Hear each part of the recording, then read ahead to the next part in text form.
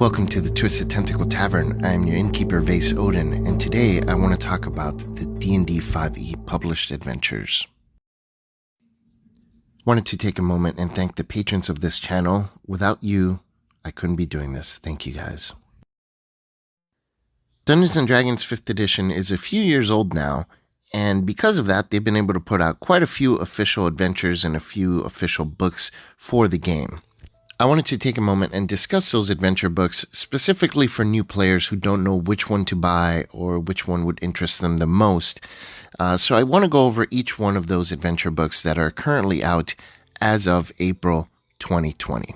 And because I'm going to be discussing adventure books and their plot lines, there will be some minor spoilers in this video. If you're going to be a player for one of these adventures, maybe just ask your DM to watch this video because some major aspects of plot lines or overall plot lines will be discussed. It won't be a tremendous amount of spoilers, but in case you worry about that type of thing, just letting you know. If one of your first purchases for D&D 5th edition is the D&D starter set, then you'll also get the adventure called Lost Mine of Phandelver. This adventure takes player characters from level 1 through 5, I believe, and it is a decent adventure. It runs through quite a few different monsters. It has some interesting story elements. It's kind of basic, but it serves its purpose of introducing players to the game. The one thing that I would warn you about with this one is that the first few encounters, especially for level 1 characters, are extremely deadly and difficult, and new players are going to have a really hard time and they'll lose their characters pretty early on.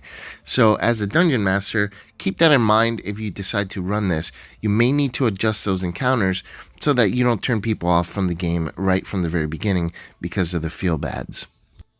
But besides that, the adventure has some interesting combat encounters and some nice set pieces. It also has some interesting NPCs that the players can interact with, and it'll give you some chances to do some role-playing and take advantage of getting people and players used to that. If you're not a new player, I think most players will still enjoy this adventure. Again, even for experienced players, the first few encounters may be deadly, so still keep that in mind. But I think people would definitely enjoy this whether they're new players or not. So this would definitely be a decent purchase for you. The only thing I would say is it only takes you to 5th level. So it's not a full campaign. It's kind of just an introduction for your characters. And then you can, branch out into some different storylines, whether it be homebrew or another one of the books that I'll be discussing in this video.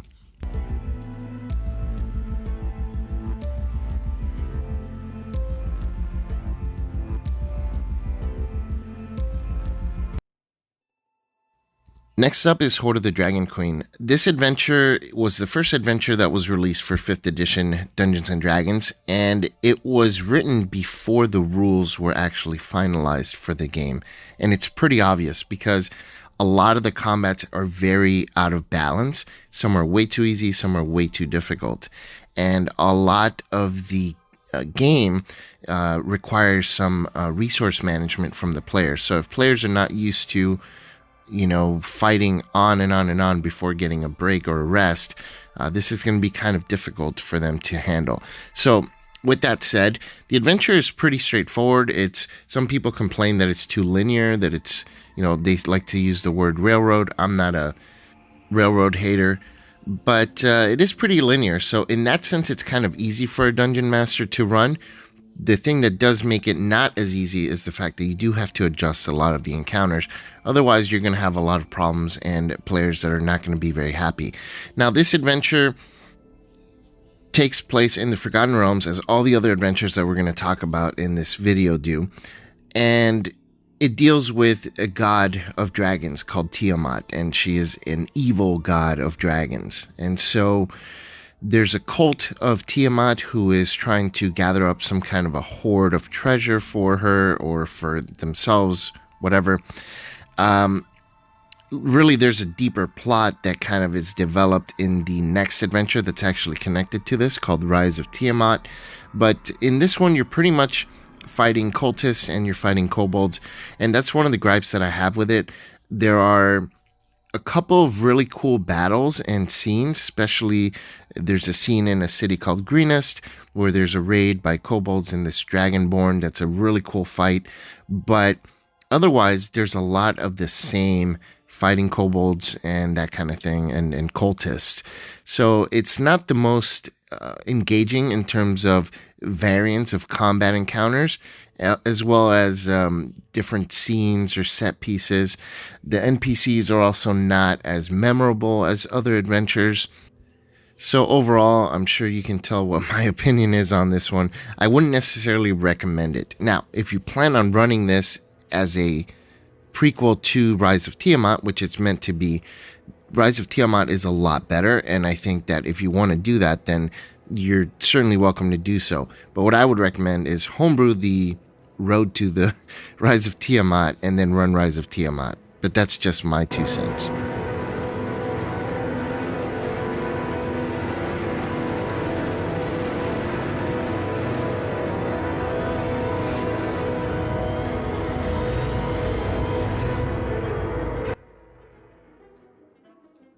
The follow-up to Hoard of the Dragon Queen is The Rise of Tiamat. Now, this one is the continuation of the story from the Hoard of the Dragon Queen. This one has much better story, much better encounter balance and encounter variety, and more memorable NPCs. Overall, just much better. This one deals with the cultists as they have found a way to bring Tiamat back, and the players are trying to stop them. So it's kind of a straightforward story, but the developments and the side stories and all that inside the book are definitely done much better than Hoard of the Dragon Queen. There are several memorable encounters, especially the final battle with Tiamat herself is extremely memorable and a lot of fun. It's a crazy, difficult fight, but I think when the players, if they win, they will be more happy for it because it was so difficult. So overall, I think this is a decent adventure to purchase. It takes player characters to level 15, but understand that they don't start at level 1 or anything because it is a continuation of Hoard of the Dragon Queen. So overall, I would say if you're interested in doing an adventure that has to do with an interesting story about dragons, this is a cool one to purchase.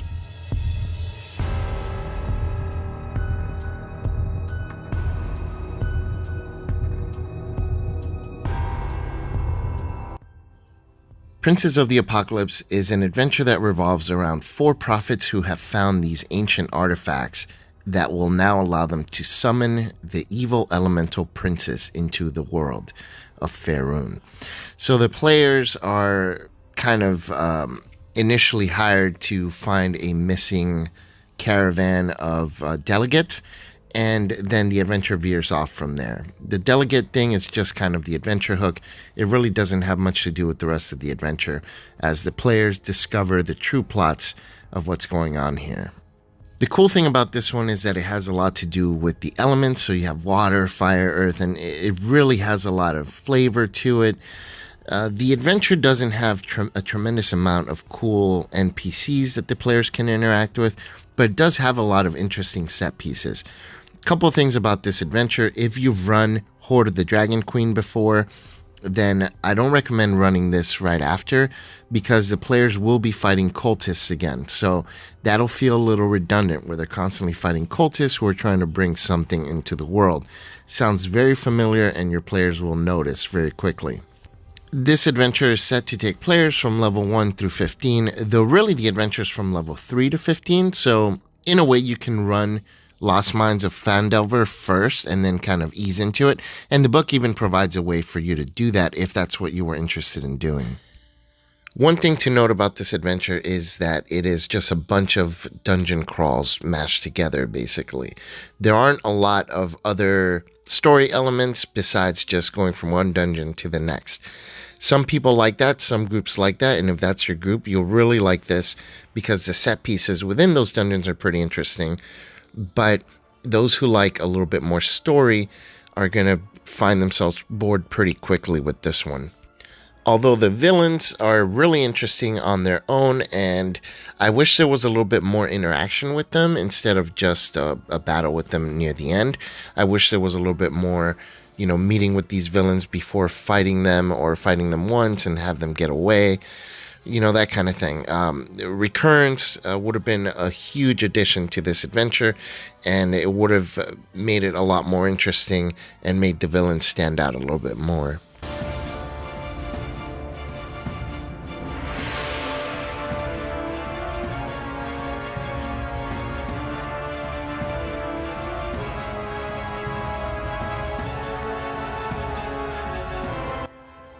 My second favorite of all the adventures released so far, Out of the Abyss, deals with the Underdark. The players are captured by the Drow, and they start off as prisoners and who have to escape, and they quickly start to learn that demon lords have been unleashed into the Underdark, into the world, and they don't know why, but they're trying to get away from the Drow, while at the same time trying to juggle avoiding being killed by these demons and demon lords that are roaming the Underdark.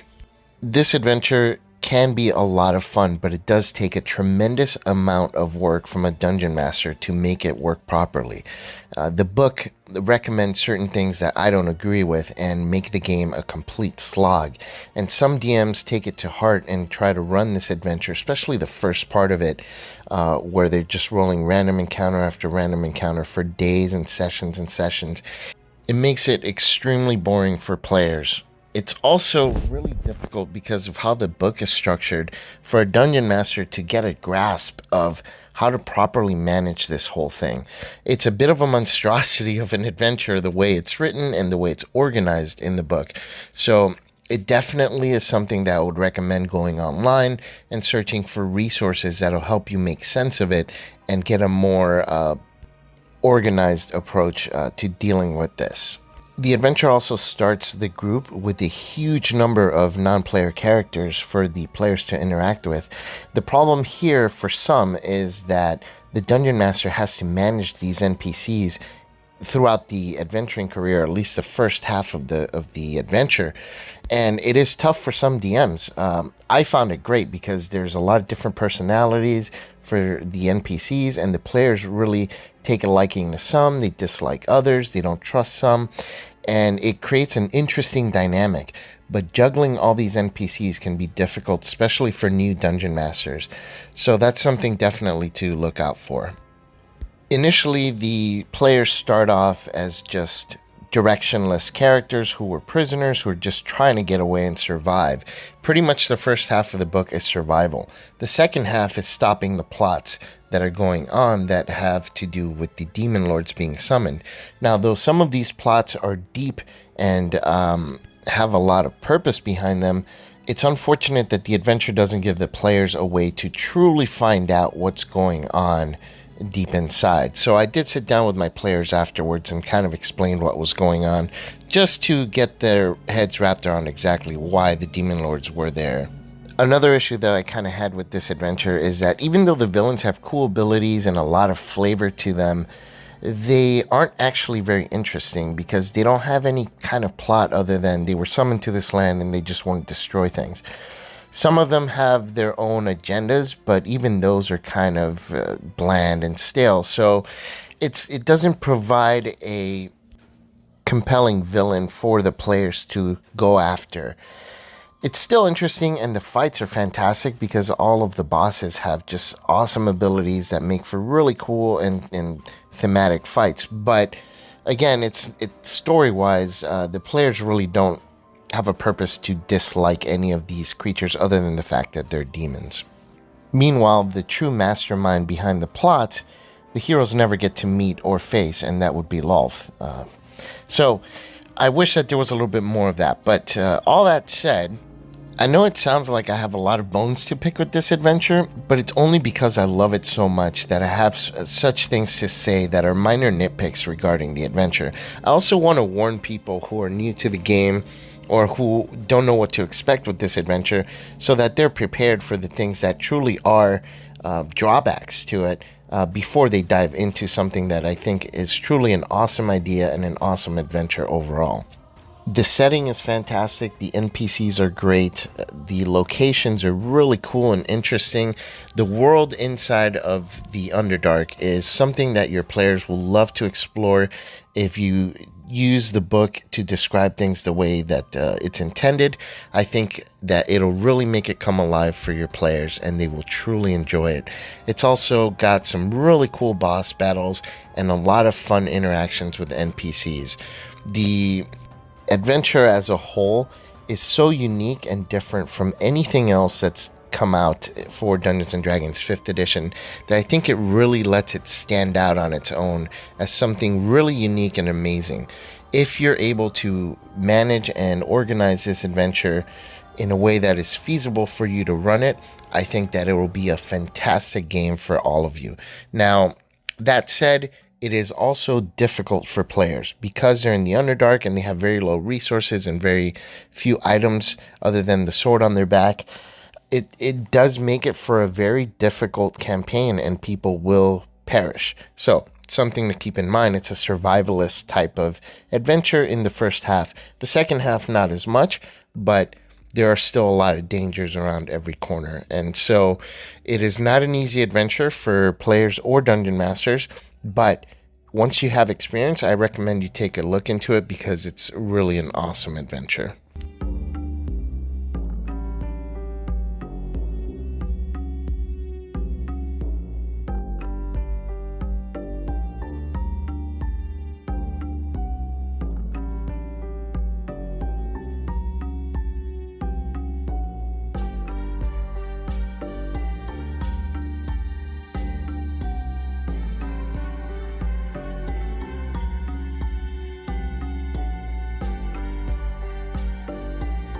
The internet's favorite adventure for 5th edition Dungeons & Dragons is Curse of Strahd, which takes the players out of Faerun or whatever land they're in and takes them specifically to Barovia, which is a demi-plane or a plane that's part of the Shadow Realm. The book isn't quite clear on that, but it is a different world. Unlike the other adventures, which are given explanations as to how you can fit them into your world. So like Princes of the Apocalypse, if you're playing Dark Sun setting, then you can adapt that into your current setting. Curse of Strahd is different in that no matter where you are, you're actually transported to Barovia. So you will always be in Barovia and not somewhere else. The adventure is very sandboxy, which I think the internet really likes sandbox adventures. There's this kind of thing online where people hate railroads. To be honest, I'm not a huge fan of sandbox adventures, and that's why this is not my favorite one. In fact, this is like 4th or 5th place for me for adventures. And it's not to say that it's bad. In fact, the internet loves this adventure, and for good reason. It takes players from levels 1 through 10, which is decent. I wish it went up to 15, but that's not a huge mark on that. The villain is fantastic, and I think that's why people really like it so much. That combined with the open world nature of it make for a really compelling adventure where players are just kind of trapped in this world and trying to find a way out. And the villain of Strahd is a recurring villain who toys with the players. He has a really interesting backstory, almost tragic, and I think that the players can relate and they can understand the tragedy behind the entire story of Strahd. I wish he was a little bit more powerful when fighting the final battle, but overall, the castle that he's in is kind of a villain on its own and has some really interesting rooms and things that it does. It's very large. There's a lot of things that players can run into inside the castle of Strahd, and the land of Barovia itself is very dangerous. Because of its open world nature, it's very easy for players to kind of go into the wrong place and have to face something that's way above their current level. Some players like this. They like the feeling of, the world isn't necessarily safe and not everything is going to be at your player's level, and I get that. It's not my thing. I like telling a heroic story, and I don't like running into room after room after room where you just have to constantly be running away or you're going to die in one hit. It's just not my thing. And I do get why some people like it for the quote realism of it. It's not a realistic game, and for me, it's a heroic game. That's why I kind of don't particularly care for that aspect of this adventure. But I do like the villain. I think the villain is a fantastic villain, one of the best of any adventure in Dungeons and Dragons 5th edition. And DMs will have a lot of fun role playing Strahd and having his schemes come alive. But in addition to Strahd, there's a lot of cool NPCs and other villains and other kind of things with their own agendas and their own schemes. And even the good guys aren't so good in this adventure, which is pretty cool. Everyone has deep layers and layers of complexity to them, and it makes them really feel like actual characters that you're interacting with. So I do really like that aspect of it. Also, the land of Barovia is kind of unique as well. It's based on like Eastern Europe, a lot of like gypsies and that kind of thing. It's interesting. It's definitely got its own flavor to it, and I think that the internet has a good reason for really loving this adventure. You will not be disappointed if you buy this and play this with your players.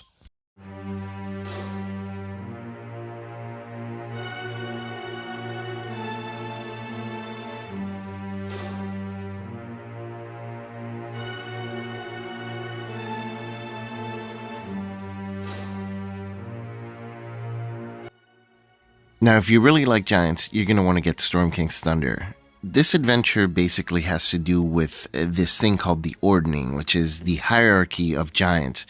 The Ordning is broken, and the hierarchy of giants is thrown basically into chaos. So all these giant clans are trying to move their status up into the next step in the Ordning. Basically, all the giants or giant races want to be the top dogs of the giants, and this is kind of their opportunity to do so. So the adventure kind of details or goes into how this happened and how the players can bring order back to the realm of the giants, because the shattering of the Ordning has caused giants to kind of go crazy, and they're wreaking havoc in the land of humanoids or the smaller folk. The main adventure is just one long travel through the northern lands. So it's very open world, very random. There is a huge chapter detailing like over 150 locations that the players can go to. The book does start with some opening adventures that you can use to kind of give your characters a reason to care about this whole situation. And I found pretty much all of them to be pretty good. Now, the way these opening adventures work is you pick one. Each one is based in a different city in Faerun, and the players are going to start there, and then something happens, and then they're kind of just swept away into the story from there and travel north. So you only get to play one of the opening adventures in the campaign, and there's, I think, 4 or 5 of them. I found them all to be pretty decent, but once you get to that big chapter where the players are just kind of traveling along, I really didn't care so much for it. It's way too open, and this is my issue with adventures that they call sandbox adventures. Way too open, and your players don't generally have enough information to make decisions as to where to go to.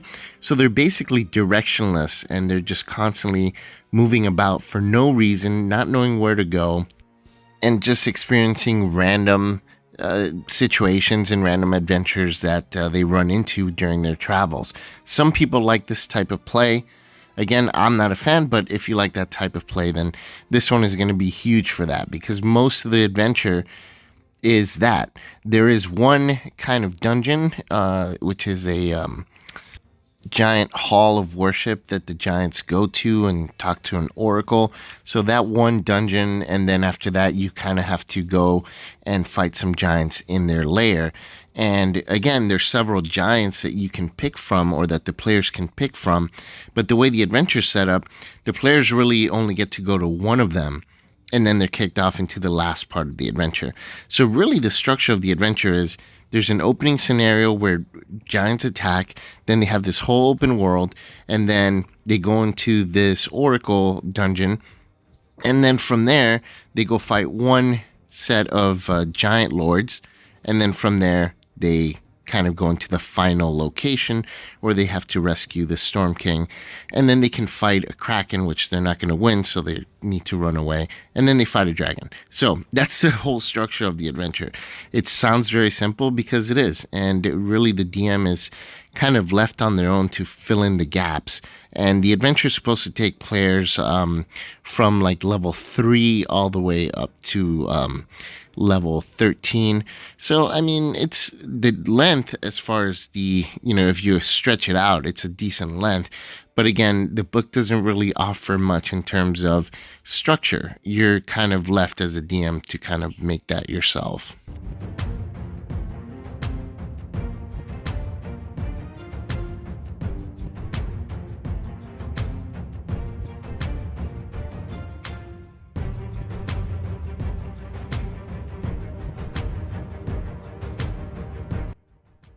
Tales from the Yawning Portal is a collection of dungeons from previous editions of Dungeons & Dragons. They're all pretty much beloved by the community of gamers who have played previous editions. A lot of these dungeons are huge and will take several sessions to complete. There are some that are better than others, but they all have kind of one thing in common, and that is they are all major dungeon crawls. So if your group is really into dungeon crawls, this is one that you may want to pick up. There's a lot of players that I play with are not into dungeon crawls at all. One here and there is okay, but having an entire book of them is too much. And it's not really a campaign per se. So if you're going to run Tales from the Yawning Portal, there is kind of an overarching story that tries to link all the dungeons together. And each dungeon is presented from low levels, starting at level 1, and they go all the way up to like level 15 or 20, something like that. So you can run them in order if you want, and it follows a pretty linear progression for player characters, but it doesn't play out like an actual campaign. There is no really engaging or direct storyline that ties the first dungeon to the last dungeon or anything of the sort.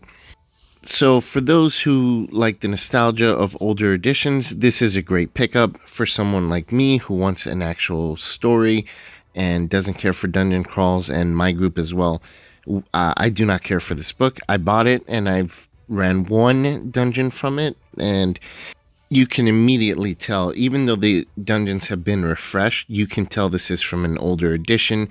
Back in the day when dungeons didn't make sense, people would just make a map and then put in creatures that didn't make sense with each other. There's no reasonable ecology of creatures in a lot of these dungeons. They're just like, one room there's a vampire and in the next room there's a giant crab, and it just doesn't make any sense.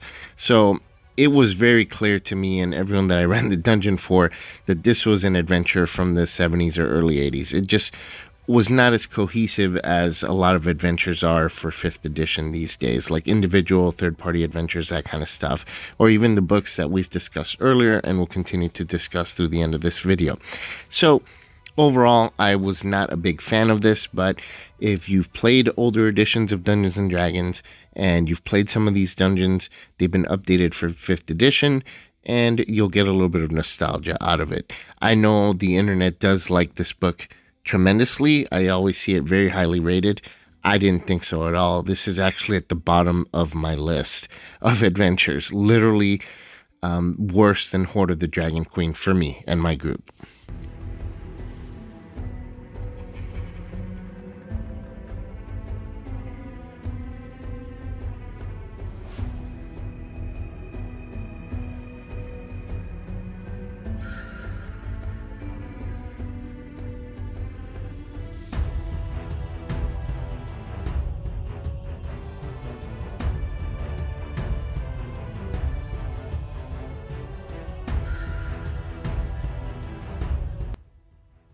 Tomb of Annihilation deals with a very powerful lich who has created an artifact that has stolen the life force of everybody in Faerun.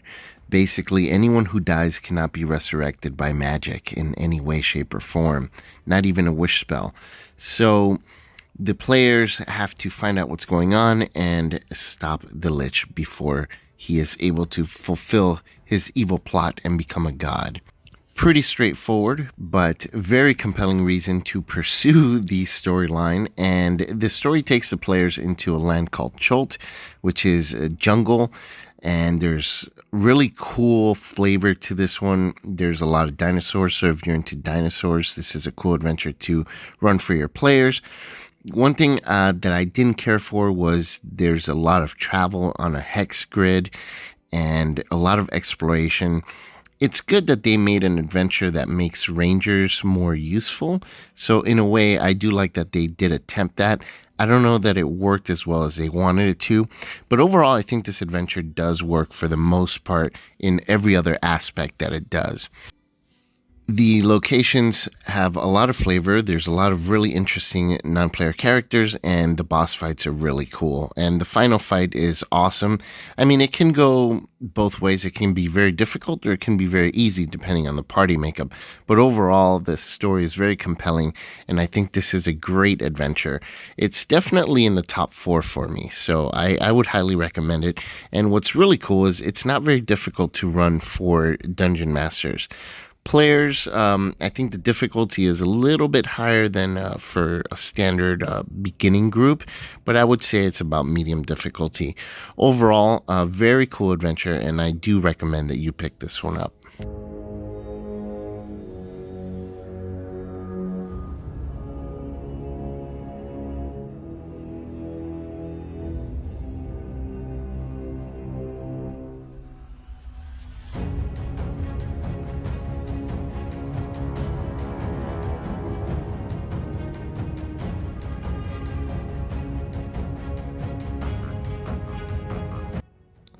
And now for my favorite Dungeons & Dragons 5th edition adventure book.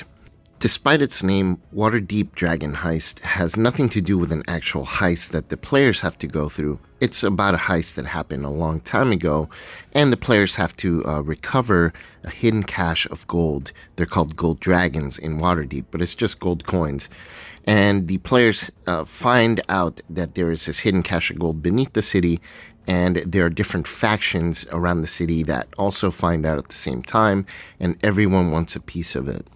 The adventure only takes the player characters from levels 1 through 5, although you can go a little bit longer than that if you'd like, but the actual adventure as it's written will take the players through level 5. But despite its shorter length, Waterdeep Dragon Heist has a lot to offer. There is a large section describing the city of Waterdeep, and it really brings it to life with a lot of different big players within the city, a lot of the festivals and things that happen within the city as well. So you can actually really flesh out the setting for the characters.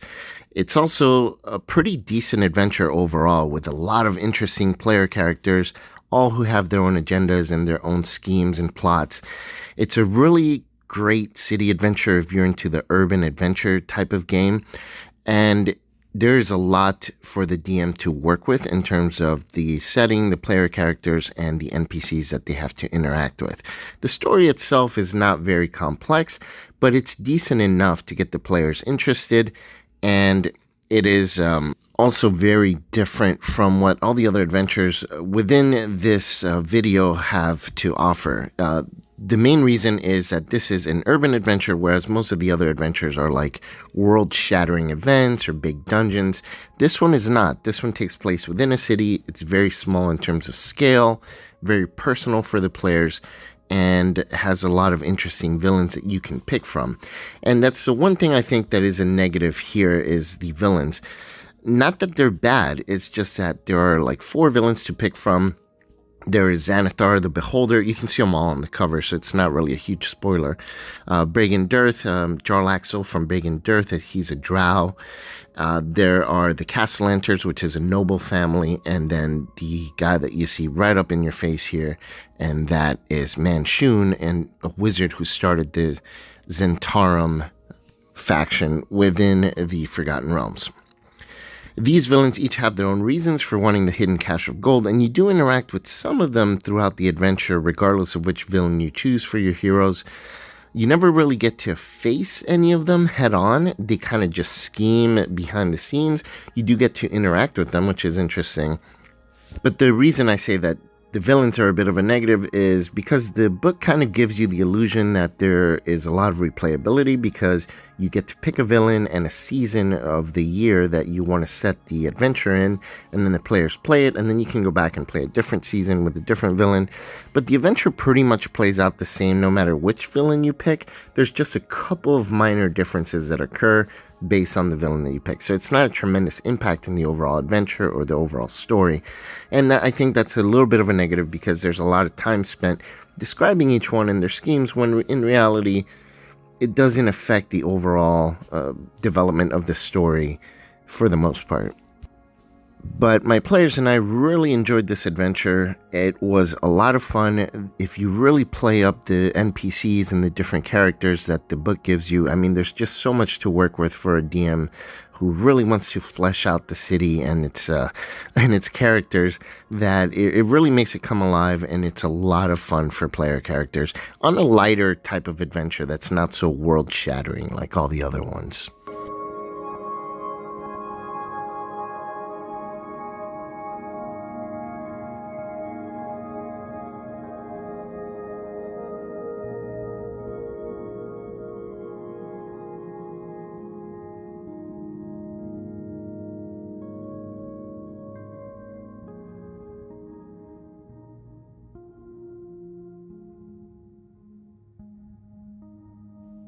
Just like Tales from the Yawning Portal, Dungeon of the Mad Mage is just a collection of dungeons that vary from the very low levels all the way up to level 20 characters. There are a ton of dungeons here. I think there's actually 15 to 20 dungeons in this book. So there is a lot of dungeons that you can use for your games. But the way I see this book is just that. There are dungeons that you can throw into your games if you don't have anything to run that day. They are not meant to be run, well, let me take that back. They are kind of built in a way because they're layered, so you can go from one level to the next level to the next level. So they are meant to go level by level, but I don't think anyone's actually done that. And if they are, they must really love dungeon crawls, because these dungeons are huge, tremendous. I must say the dungeons are a little bit better structured because they're new and original. They're better structured than the ones in Tales from the Yawning Portal for the most part. And they do have a lot of moving parts within it, little ecologies within the dungeon, factions that are battling each other, that kind of thing. But still, it's a dungeon crawl. So if you have a group of players who don't care so much for dungeon crawls, they will be bored very quickly and very easily. Most groups that I played with are not heavily into dungeon crawls. And so, running one of these here and there, sprinkling them into your campaign, is usually what I would recommend with this kind of a book. Now, if your group is a group of people who like playing video games, hack and slash type of thing, or like really big dungeons where they just are all about the mechanics, then these dungeons are going to be pretty great for that type of group. There is a little bit of story within each dungeon, but there is no overarching story within the book. The dungeons are all part of one huge Undermountain dungeon run by this mad wizard called Halaster that you see on the cover there. But despite that, there is no story that ties them together. I mean, you're just going from dungeon to dungeon to dungeon, going lower and lower and lower into the Undermountain, and eventually trying to defeat this Mad Mage. So there's no real story there, and therefore it is the second from the bottom, slightly above Tales from the Yawning Portal, because the dungeons are at least a little bit more intricate in this one. There are some cool ideas, and there are dungeons that have a lot of really interesting themes to them, so I'm not going to bash it for that. If you are the type that really loves dungeon crawls, then you'll love this book, probably more than Tales from the Yawning Portal.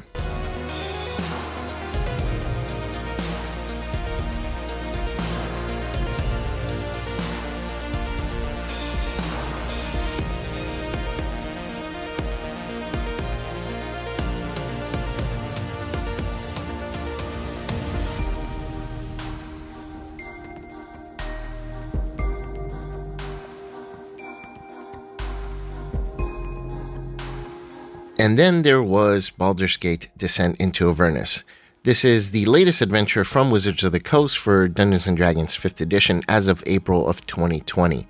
This adventure does initially take place in Baldur's Gate and surrounding areas, And there is some information, just like the Waterdeep adventure, that'll help you flesh out the city of Baldur's Gate.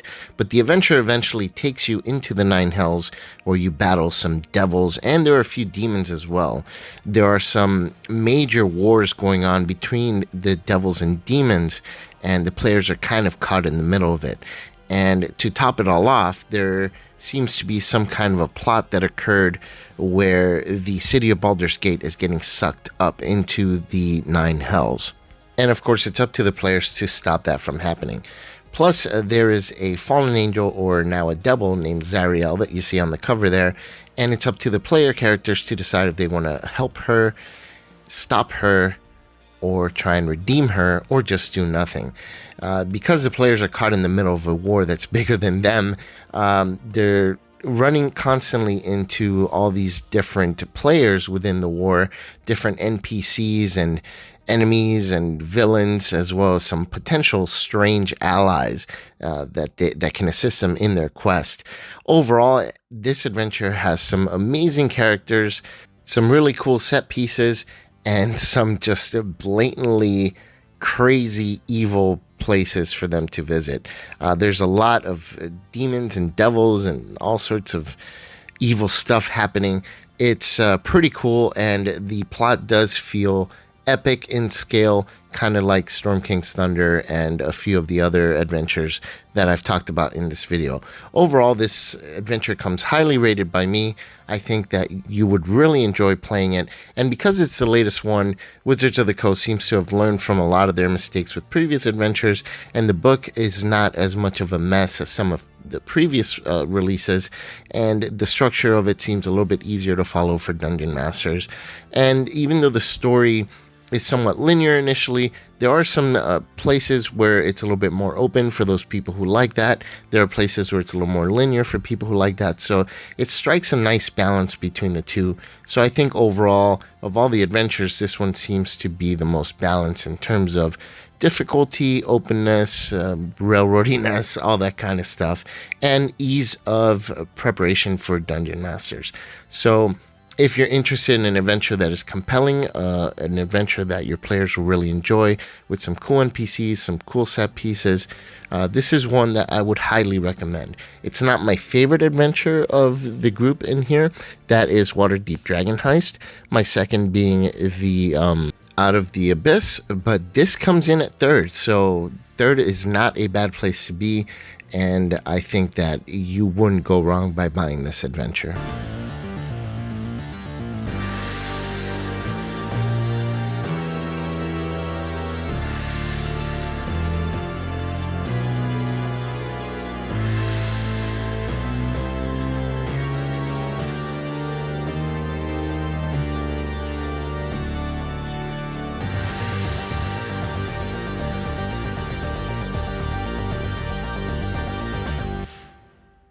And that does it for my overview of all the adventures published by Wizards of the Coast for Dungeons & Dragons 5th edition so far up to April of 2020. If you have any questions or comments, feel free to leave them down there in the comments below, and I'll be happy to answer them. Until next time, this is the Twisted Tentacle Tavern, and I'm your innkeeper, Vase Odin. Have a drink and say a prayer for it.